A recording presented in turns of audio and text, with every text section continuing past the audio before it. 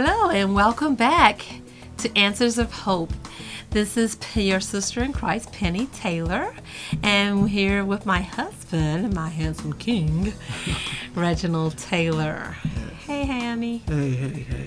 So we are talking about the marriage retreat that we went to in Atlanta, and we want to share some things with you that we found that was profound and that we thought might be helpful to someone else. Mm-hmm. You know, it really made me start thinking about a story or a part of the program where they're talking about for better or for worse. I think Brother Apathy and his wife, I think, was doing that portion. Mm-hmm. And he brought up a picture of of movies. You've heard of Cinderella, you've heard of Snow White, mm-hmm. you've heard of different people. I forget about even the little... Seven Dwarfs. Snow White and Seven Dwarfs. He did something on that as well. Yeah, so he was showing a lot of different princesses that got married to their prince, and at the end of each one of these stories, it says that, and they lived happily ever after. Mm-hmm. And so I think the important thing he was bringing out was that a lot of people, when they go into marriage, they expect for the marriage to end in an happily ever after, mm-hmm. not realizing that they have to put in some work into it, they have to put some time into it, mm-hmm. they have to put some of themselves into it, and that not always marriages are always, just there's no problems, there's no difficulties, no circumstances, no situations that come up. Right. And he was pointing out the fact that you have to deal with the good and the bad, and that sometimes there will be some bad situations in your marriage. Right. But if you are both on the same page, if you're both committed to mm-hmm. working through the marriage, that you can work through it, mm-hmm. and that your marriage can be happy. Right, exactly. It can be. I thought I remember you and I were listening to a minister's talk, and he was Vodi Bakum, right. And he said, my wife leave. What did he say? He said, I'm going with her. So I'm going. You going? I'm going. If you leave, I'm going right with you. I don't know where I'm going. Well, I guess I'm staying right here. Wherever you going, I'm going. Yeah. So that's one of those great things about one of those things. What he said was, you're in it to win it. You're doing your best with God and with your husband or with your wife. The two of you are trying to do everything possible to make things right, try to stand together. And that scene about happily ever after, it's sort of like a setup possibly for you to potentially not succeed. That's right. But right. that doesn't mean, you can live happily ever after. You can live happily. With some hiccups. Yeah. And I think that was his point, was mm-hmm. that, when we make those marriage vows, mm-hmm. and we say for richer, for poor, for better, for worse, for richer or poor, mm-hmm. till death do us part. We talk about the two extremes, for richer or for poor.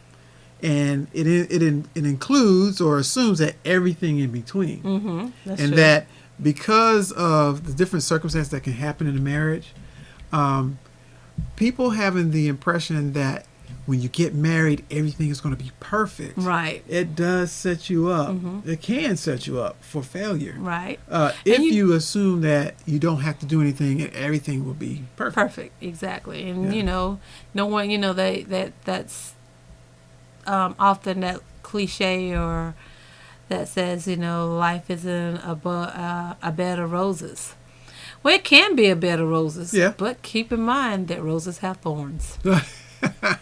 Therefore, they do. Therefore, you could get pricked ever so often. And there's the prick. The prick can be that trial, that tribulation, that unexpected situation, whether it's finances or just different things that happen in your life. The unexpected loss of a job or a family member, and with all of those type of things, can we still survive? Right. Can we still live through those things? And the answer is yes. Yes. If you are willing to support each other and comfort each other and say, we're going to make it through it. What can I do to help you? Right. those type of things. Yeah, and as we were listening there, I began to think about some of the couples that we know that are having difficulties, and it really hurts my heart to hear about a couple even considering separating or even getting divorced because of those vows that we make. Yeah. Better for worse. And not every time it's a bed full of roses, like you said. And them roses do have thorns. And so with all the beauty and the splendor of getting married, there's still going to be some rocky times, going to be some tough times. But with God at the center, as you said before, if we have God there at the top of the triangle and the two of us are far apart, but if we have our eyes on God and we're drawing closer to God, we're going to draw closer to each other. And even in the difficulties, knowing that He's there, that we can make it, we can make it. Yeah.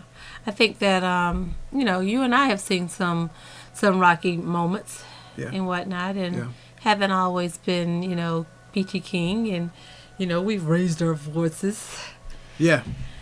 We've walked away. Don't walk away from me. That's right. I mean, it happens. Or, I'm not talking to you for the moment, or, what, even though we may have said, okay, we're going to squash it or let it go. Sometimes we still have that resentment or, still carrying some of that, I don't know what the right word for it, because I don't want to call it hate, but we're just not happy with where things were. Right. But the good thing is that we can still come back together and say, I'm still not happy, or I'm trying to make it through it. I accept what's going on, and I've forgiven you, but that doesn't make me necessarily happy about what's going on, and just give me a little bit to let it go. And if we can continue having open communication about I'm just still hurt by the situation, or I'm still struggling, it's okay, because we're human. Right. And with God and with our, the spouse being willing to accept that, okay, she's still hurt. I'm going to have to give it a little bit more time. And prayerfully, you're willing to give it the more time and can at least be understanding of the situation. Right. It can be something as small as the fact that, I don't know, you didn't put your shoes up. Okay, so I don't know why we going there. But the kids didn't put their shoes up. How we do that? Okay, but we can get really mad about that, and get sick and tired, and sick and tired of that or whatever. But that's something that we can work through with communication. Right. So I think that's the important thing about going to the marriage retreats. And I've always heard this, and I think I'm going to talk about this in another segment, but there's a difference between going on a vacation with your spouse, which is great. Nothing wrong with doing that. It's actually a good thing to do. I mean, we do that all the time. We try to do it every year on our anniversary. We try to go just the two of us, which is great. But there's a difference between going on a vacation together where we're enjoying each other and going to a marriage retreat where we're learning how to make it through those tough times. A lot of times when we're on a vacation, we're just hanging out. We talk about things, but we don't work on or try to learn about different techniques to help us make it through our marriage. And that's why I like going to the marriage retreats, because you get an opportunity to share with others, to learn from presenters, from counselors. You get an opportunity to talk about even difficult issues that are there, that don't go away, and because of that, you learn the skills, right? To try to cope with marriage. And even though we may actually already know the skills, it doesn't help. It doesn't hurt, right? To that's right. Be reminded of some of those things, because we're not always doing it. That's right. And the presenter even said, it's like, y'all done heard this stuff. Some of you who have been here, to the different retreats, have heard this time and time again, but how many of you actually put it into practice? Right. And, and she's right. And also, not to mention the fact that going to the retreats gives you the time to actually be on purposefully trying to talk to your spouse about things that may be bothering you, or that you haven't had a chance to talk to. you and I don't always get to talk, but one of the great things about going is that we're in the car together.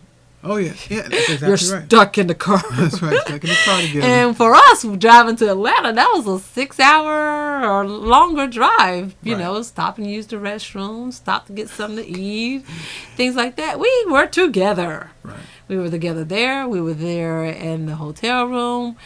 They gave you different little homework assignments and stuff to reflect and laugh and be like, oh, I didn't know that about you. Oh, really?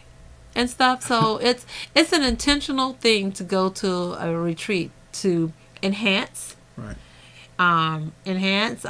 revive, rejuvenate your marriage just together. And it isn't, you know, it's really great to go to a professional workshops that deal nothing but on marriage, which is really the best thing. Right. That's right. So you wanted to share something? Yeah, while we were at the retreat, we actually were given this, a part of the agenda. They gave us this poem or saying. It was called the marriage box. And so I guess I'll end with the marriage box for us. Mm-hmm. And it says, the marriage box. Most people get married believing a myth that marriage is a beautiful box full of all the things they have longed for: companionship, intimacy, friendship, etc. The truth is, marriage at the start is an empty box that you must put something into before you can take anything out. There is no love in marriage. Love is in people, and people put love in marriage. There is no romance in marriage. You have to infuse it into your marriage. A couple must learn the art and eventually form the habit of giving, loving, serving, praising, and keeping the box full. If you take out more than you put in, the box will in time end up empty. Wow. Wow. That's profound. Mm-hmm. Absolutely profound. So we want to have our marriage boxes filled with the love that we have for each other. Mm-hmm. Amen. Amen. Amen.